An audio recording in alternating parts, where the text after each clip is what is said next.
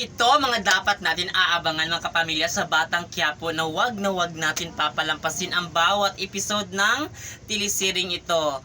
Nagtagumpay nga sa unang mission itong si Tanggol sa pinag-uutos sa kanyang Espinas, pero ngayon may panibago na naman siyang mission at hindi na talaga makakawala itong si Tanggol sa kamay ni Espinas sapagkat makukulong talaga ito. Gagawin talaga lahat ito Tanggol para talaga ay walang mangyaring masama dito sa kanyang tropa maging sa kanyang sarili. Kaya yun talaga ay nakapag-isip siya, napapahig na lang talaga siya na susunod sa utos ni Espinas kasi nga ikakabuti rin niya ito kasi pag talaga natuwa itong si Espinas, kaya talaga ni Espinas na palayain itong si Tanggol sa kulungan maging ang kanyang tropa. Kaya abangan natin yan mga kapamilya kung magtatagumpay nga ba talaga ito sa Tanggol sa lahat ng mga pinag-uutos sa kanya ni Espinas. Kaya aabangan natin yan mga kapamilya dito sa Batang Quiapo kasi pag hindi talaga nagtagumpay itong si Tanggol sa mga pinag-uutos ni Espinas, baka anong gagawin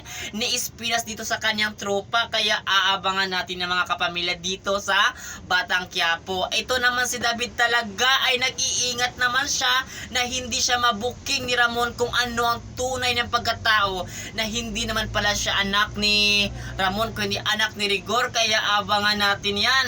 Ito talagang si Olga at David talaga ay naghahanap sila talaga ng plano at paraan para hindi mahuli itong mga ginawa nila tungkol ito kay Ramon. Kaya aabangan natin yan kasi tuso itong si Ramon. Pag nalaman talaga niya ito kung anong ginawang kalukuhan ni David at Olga, mananagot talaga itong dalawa na ito at hindi magdadalawang isip si Ramon na papatayin itong mga taong abusado na ito. Kaya ang lahat ng ito kapamilya aabangan natin sa Batang Quiapo at huwag kayong bibitiw hanggang matapos ang telesering ito. At yun lang, maraming salamat mga kapamilya. Thank you.